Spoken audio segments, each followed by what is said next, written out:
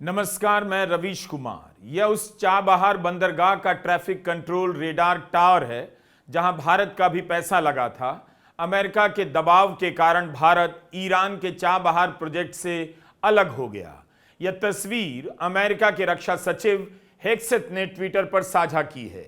इस तस्वीर को साझा करने का मतलब है कि अमेरिका अब यह बताने में संकोच नहीं कर रहा है कि इस बार उसके निशाने पर नागरिक ठिकाने और रिहायशी इलाके ज्यादा हैं। उसे इस बात की भी परवाह नहीं कि चाबहार का संबंध भारत के निवेश से है। मार्च अप्रैल के हमले और इस बार के हमले में अमेरिका की तरफ से क्या बदलाव आया है और ईरान के संयमित और जवाबी हमले में क्या बदलाव आ रहा है, हम इस वीडियो में बात करेंगे। अमेरिका का इस बार जो हमला हुआ है वो ज्यादातर सदर्न यानी दक्षिणोत्तर इलाके में है, जो ईरान का तटीय इलाका है। इसके एक छोर पर है कुवैत से लगा आबादान और दूसरे छोर पर है पाकिस्तान से सटा चाबहार। बीच में है होर्मुज से लगा बंदर अब्बास। कुल मिलाकर इस इलाके में हमला कर अमेरिका ईरान को कमजोर करना चाहता है ताकि होर्मुज पर अपनी दावेदारी कर सके। इसीलिए इस बार के हमले का भूगोल दक्षिणोत्तर के तटीय इलाकों तक ही सीमित नजर आ रहा है। ऐसा नहीं है कि अमेरिका ने दूसरी जगहों पर हमले नहीं किए हैं, मगर बड़े हमले वहां नहीं हुए। जैसे तेहरान के करीब सिमनान शहर पर हमला हुआ और एक और शहर है हमादान, वहां भी हुआ। शायद यह संकेत देने भर के लिए कि अमेरिका भीतरी इलाकों पर भी हमला कर सकता है, मगर अभी तक ऐसा कुछ हुआ नहीं। होर्मुज और चाबहार के बीच ही बमबारी हो रही है। अमेरिका केवल टोल वसूलने के लिए होर्मुज पर कंट्रोल नहीं चाहता। उसके लिए होर्मुज का कंट्रोल फरवरी के हमले के बाद एक नया सब्जेक्ट बनकर जरूर आया, मगर अब समझ गया है कि अगर ईरान का होर्मुज पर कंट्रोल हो गया तो ईरान ताकतवर देश बन सकता है और तेल गैस पर कंट्रोल के कारण दुनिया के कई देशों का बर्ताव ईरान के प्रति बदल सकता है। अप्रैल महीने में शिकागो यूनिवर्सिटी में पॉलिटिकल साइंस के प्रोफेसर रॉबर्ट पेप ने न्यूयॉर्क टाइम्स में लिखा कि दुनिया का पावर ऑर्डर बदल रहा है। अमेरिका, चीन और रूस के बाद अब ईरान चौथे स्तंभ के रूप में उभर रहा है। वह इन देशों से आर्थिक या सैन्य मामलों में बराबरी नहीं कर सकता, लेकिन होर्मुज पर उसका नियंत्रण उसे स्ट्रेटेजिक पोजीशन और लेवरेज के मामले में इनके बराबर ला देता है। इसीलिए इस बार के हमले को होर्मुज पर कंट्रोल के लिए अपनाई जा रही रणनीति के तौर पर देखना चाहिए और इसी के संदर्भ में ईरान का जवाब भी। अमेरिका की कोशिश है कि होर्मुज जिस इलाके में है वहां ईरान को कमजोर कर दिया जाए। इसीलिए सैनिक ठिकानों के साथ साथ नागरिक ढांचों को भी नष्ट किया जा रहा है। ये वही इलाके हैं जहां जमीन से हमले की बात मार्च के महीने से चल रही है और इस बार भी चलने लगी है कि अमेरिका इन्हीं इलाकों से जमीन के रास्ते जंग करेगा, मगर अभी तक अमेरिका ने ऐसी हिम्मत नहीं दिखाई। मार्च अप्रैल के हमले के दौरान जब ईरान ने तेहरान के तेल डिपो पर हमला किया था, तब अमेरिका ने इस्राइल से कहा कि ऐसे हमले ना करे कि युद्ध के बाद ईरान को फिर से खड़ा करने के लिए नागरिक ठिकानों की जरूरत पड़े तो मदद ना मिल पाए। अब वही इस्राइल के पैटर्न पर ईरान पर हमला कर रहा है। 18 मार्च को इस्राइल ने लेबनान के बड़े पुलों को निशाना बनाना शुरू कर दिया। लेबनान की लितानी नदी पर बने 9 पुलों पर बमबारी की। कई पुलों पर बार बार बम गिराया गया। लितानी नदी पर बने सारे पुल तोड़ दिए गए। दक्षिण लेबनान को बाकी देश से जोड़ने वाले आखिरी बचे पुल को भी इस्राइल ने नष्ट कर दिया। इसी तर्ज पर इस बार अमेरिका ने बंदर अब्बास इलाके में बमबारी की तो पुलों को निशाना बनाना शुरू कर दिया। खाड़ी के देशों में सबसे बड़े द्वीप के रूप में मशहूर केशम द्वीप के नजदीक एक छोटा सा शहर है बंदर खामीर। यहां के 7 पुलों को निशाना बनाया गया, जैसे इस्राइल ने लेबनान में पुलों को टारगेट किया। इनमें से 6 पुल ऐसे हैं जो बंदरगाह और बंदर अब्बास को आपस में जोड़ते हैं। इससे हुआ यह कि तटीय इलाके में रहने वाले लोगों का मेनलैंड ईरान से संपर्क टूट गया है। बंदर अब्बास होर्मुज की तरफ है। बंदर अब्बास की रेल लाइनों को भी टारगेट किया गया है। रेलवे स्टेशन पर भी हमला हुआ है। इसके जरिए ईरान अपने सामान बंदरगाहों तक पहुंचाता है। ईरान के भीतरी इलाकों के संपर्क के लिए रेल नेटवर्क बहुत जरूरी है। काफी बड़ा देश है, इसीलिए एक छोर से दूसरी छोर के लिए लोग रेल से सफर करना पसंद करते हैं। बंदर अब्बास रेलवे को नुकसान पहुंचाने से मध्य ईरान के शिराज जैसे बड़े शहर का बंदरगाह से संपर्क टूट गया। पाकिस्तान से सटे ईरान के इलाके में भी अमेरिका ने भारी बमबारी की है। बलूचिस्तान और सिस्तान इलाका अफगानिस्तान और पाकिस्तान की सीमा से लगा है। यहाँ के एक महत्वपूर्ण एयरपोर्ट पर भी हमला हुआ। यह एयरपोर्ट आपात स्थिति में और लोकल उड़ानों के काम आता था। सिस्तान के इलाके में सुन्नी समुदाय के लोग ज्यादा रहते हैं।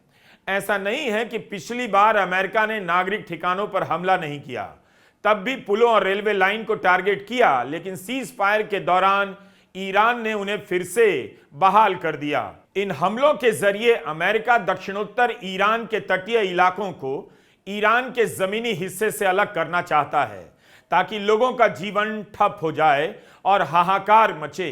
क्या अमेरिका इस्राइल की राह पर चल रहा है? अमेरिका ने 6 रातों से लगातार बमबारी किया है।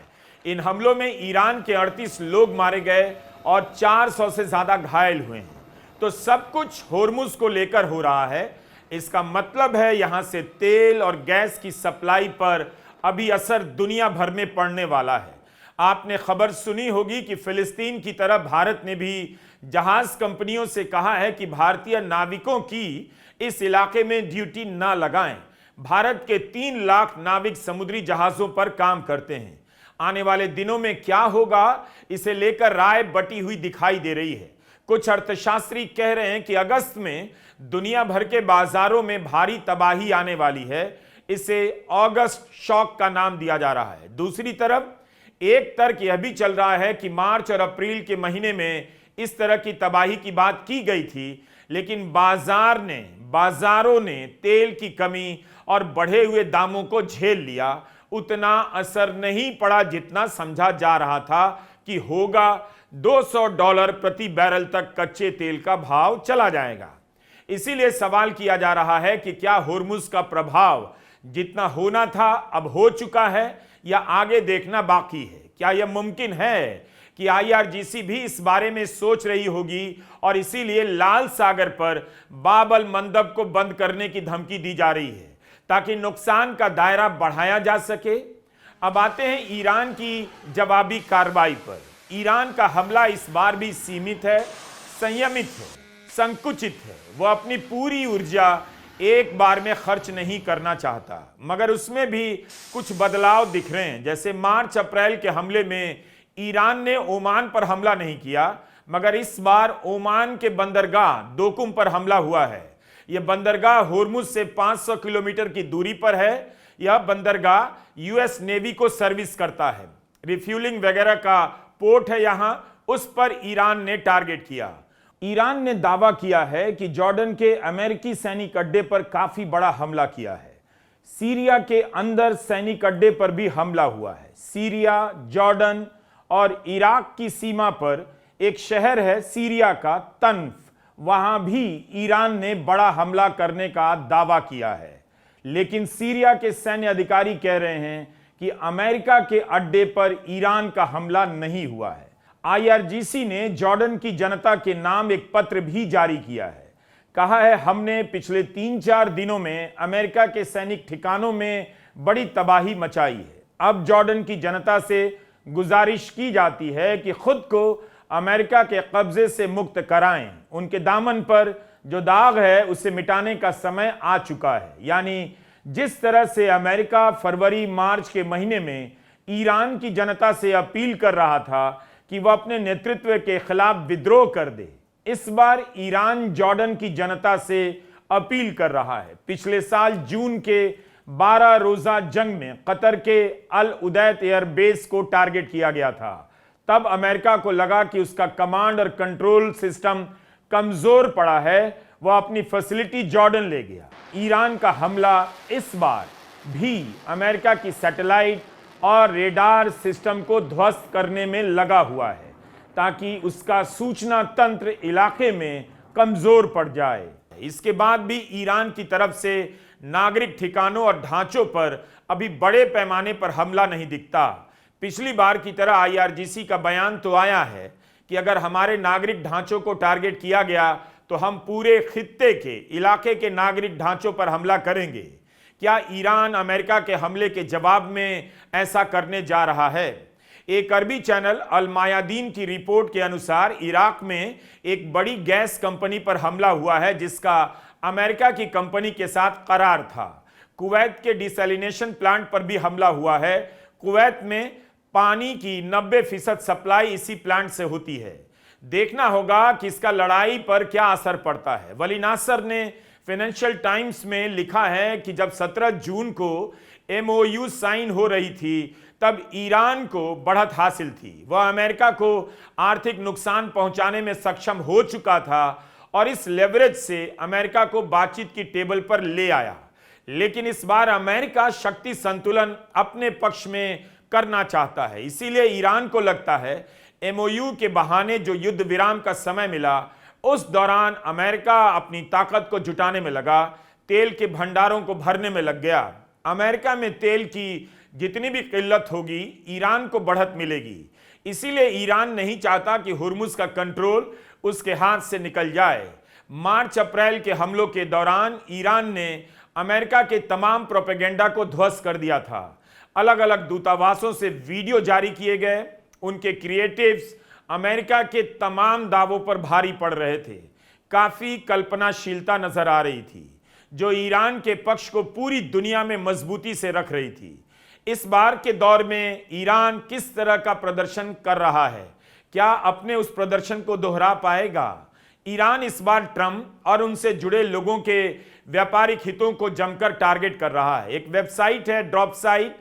इसकी खबर है कि स्विट्जरलैंड में जब ईरान और अमेरिका के बीच बातचीत चल रही थी तब ईरान के अधिकारियों ने अमेरिका के उपराष्ट्रपति जेडी वैंस को प्राइवेट मैसेज किया कि आपके जो वार्ताकार हैं स्टीव विटकॉफ और जैरेड कुशनर दोनों बातचीत की सूचनाओं का इस्तेमाल कर मार्केट में पैसा कमाने की कोशिश कर रहे हैं। ईरान ने कहा कि कुशनर बातचीत की जानकारी नेतन्याहू को लीक कर रहे हैं। दोनों ही नेतन्याहू और मोसाद से हर दिन बात करते हैं। एक और रिपोर्ट आई है कि ईरान ने यह हिसाब निकाला है कि कुशनर, विटकॉफ समेत ट्रंप के करीबियों ने मार्केट से 9 अरब डॉलर का मुनाफा कमाया है। ईरान ने इसमें से 4.5 अरब डॉलर की मांग की है। नहीं तो वो जेडी वांस को भेजे गए मैसेज को ऐतिहासिक रिकॉर्ड के रूप में सामने रख देगा। इस बार अमेरिका के उपराष्ट्रपति जेडी वांस ने कहा है कि यह पूरी तरह से बोगस है। ईरान ने उन्हें कभी ऐसे मैसेज नहीं भेजे। अगर मुझे दिया जाता तो मैं कहता कि कुशनर और विटकॉफ राष्ट्रपति ट्रंप की टीम के विश्वसनीय सदस्य हैं और दोस्त हैं। इस इलाके में शांति और समृद्धि के लिए इन दोनों से ज्यादा किसी ने काम नहीं किया। ये फालतू की बात है कि दोनों बातचीत की सूचनाओं के आधार पर ट्रेडिंग कर रहे हैं। क्या यह ईरान की तरफ से चला गया दांव था ताकि अमेरिका के खेमे में खलबली मच जाए? मार्च अप्रैल के दौरान भी इस तरह की ठोस रिपोर्ट आई थी कि युद्ध रोकने और करने के ऐलान के बीच कोई है जो मार्केट से पैसे बना रहा है। देखना यह है कि इस बार जंग के साथ साथ किस तरह का जवाबी प्रोपेगेंडा ईरान की तरफ से लॉन्च किया जाता है। इस तरह की खबरें चल रही हैं कि ईरान बड़ा हमला करने वाला है क्योंकि ईरान की जनता की तरफ से दबाव आ रहा है कि हमला बड़ा हो, सीमित या छिटपुट ना हो। अगर ईरान ने पड़ोस के यानी संयुक्त अरब अमीरात, सऊदी अरब, कतर, कुवैत और बहरीन के बंदरगाहों पर हमला कर दिया तब इस जंग की शक्ल और बिगड़ सकती है, बदल सकती है। खाड़ी के देशों ने भी अभी तक संयम का परिचय दिया है। उन्होंने इस दौर में भी अभी तक ईरान के खिलाफ हमला नहीं किया है। लेकिन हर देश मनोवैज्ञानिक चालें भी चल रहा है। कोई किसके दबाव में झुकता है और अड़ा रहता है। आने वाले दिनों में इसकी सूचना आप तक पहुंचती रहेगी। इसीलिए हमारा वीडियो देखते रहिएगा। नमस्कार, मैं रवीश कुमार।